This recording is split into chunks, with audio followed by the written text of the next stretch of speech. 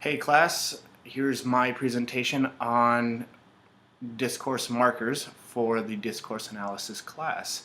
I originally was going to do it in the VoiceThread program so I could get a visual aid to go along with, but I wasn't very familiar with it, and I was either going to do it here, so you have me presenting, or I was going to do it in PowerPoints, so then you would have a presentation, but you would miss out on the visual of me giving the presentation itself. It would just be an audio. So, onto the presentation itself. I did my paper on discourse markers, and I have to kind of start off by defining discourse markers for you. And discourse markers are little tiny words like oh, well, but, like, and which often are unnoticed by the speaker and hearer, but which have been shown to important work to help structure and organize everyday conversational interactions.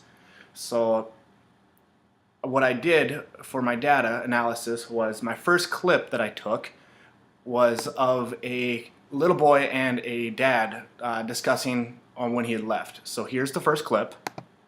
Do you remember that time? Yeah, I was like the dad in the house, and like I took care of Dave and Ben sometimes, and it was one of the hardest times in my life because I was without my best friend. I knew I was hurting you, but I felt like I had to get myself. So, in that first clip, Jack, who is the little boy, he starts to talk and he goes, yeah, I was like the dad in the house. So, like is the discourse marker here that I started to analyze. And when he says like, he is talking about, or the use of like comes from the word, or a replacement for as if. But later, even in the sentence, he says like again. I was like the dad in the house. And like I took care of Dave and Ben sometimes. Well, when he adds in that second like, it doesn't fit into context. It's a filler word, and he uses it kind of out of his inexperience to the English language. So I analyzed how he used like to the connection comes from his age. So to kind of prove and run on that, Frank, the dad, also says like in this first part of the conversation. He says, I feel like I had to get myself straightened out. And that again is a replacement for use as if. So to move on from the discourse marker like to the next marker that I studied was and. So here's the second clip where they discuss the word and. I remember sitting on your living room floor, and I could tell something was wrong. You started off telling me that your dad had passed away of AIDS, and I thought to myself, oh, that's the big secret. But then you kept going. And you... So, in the second clip here, you can clearly hear the and. It's drawn out, and so basically what I did to analyze the word and is I looked up, and from the study from Denali and Dastractor, I'm sorry, I can't pronounce his name very well, but this explains what an elaborative discourse marker is. It's a signal of a quasi-parallel relationship between sentence 2 and sentence 1, so that sentence 2 continues and elaborates on sentence 1. So basically what he's doing is trying to fill his original thought, but he starts it with another sentence. So he starts his sentence with and. But while he's doing that, he's also drawing out the and. And while he draws that out, it kind of shows this uncertainty of what he's discussing. So you can see the nerves. The connection between my first clip and the second clip is how the nerves, they're being recorded. So the first clip, he says like numerous times over. It shows his uncomfort to be recorded.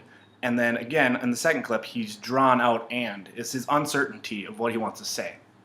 So to move on to the third audio is the study of the ever so dreaded So I mean, everybody does it in the presentations. It's hard to catch yourself doing it, but when you say it numerous times over, then it starts to be ear catching. Here's Natalie Portman, giving her speech at the Golden Globes after she won her award. Vin, Ara, John, Rowena, my fellow actors, Mila Sweet Lips Kunis, you're the greatest, Vincent Cassell, Barbara Hershey, and everyone. So I don't need to play that very much longer because she says like 13, 14 times in a matter of 2 minutes. And she's supposed to be this big name actor who's getting the award, and she's been nominated, so she knows that she possibly could be given a speech. If she would have practiced a little bit more, she would have slowed down and paused instead of using the word So again, you can see the connection between the first, second, and third clip is Natalie Portman. She is nervous while giving this presentation. If she would have practiced a little more, she wouldn't have been as nervous. So to move on to the fourth marker that I analyzed is the word yeah. So here, take a listen. Our first Valentine's Day, we got a call in for a big fire. It was a big fire, yeah. Huge. You got something in your eye, a piece I of had glass a piece in of glass your in my eye. eye, yeah. And So the guy in this conversation here, he says yeah after almost every sentence that he says throughout the entire clip. And what I kind of analyzed for while studying this is the cultural viewpoint, and kind of like where in Minnesota here we have a Norwegian influence on our dialect. We always say oh yeah, oh yeah, oh yeah all the time. So this couple that's having this conversation about when they first met is they're from New York, so that New York dialect shows or kind of has their own discourse markers in themselves. So he says yeah after every sentence because of from where he's from. So culture can play a big role on discourse markers also. So between the 4 clips, that is where I did my presentation, and the findings that I had were whether age, culture, and nerves play a role in the use of discourse markers. So I would like to thank you guys for listening to my presentation, and have a good day.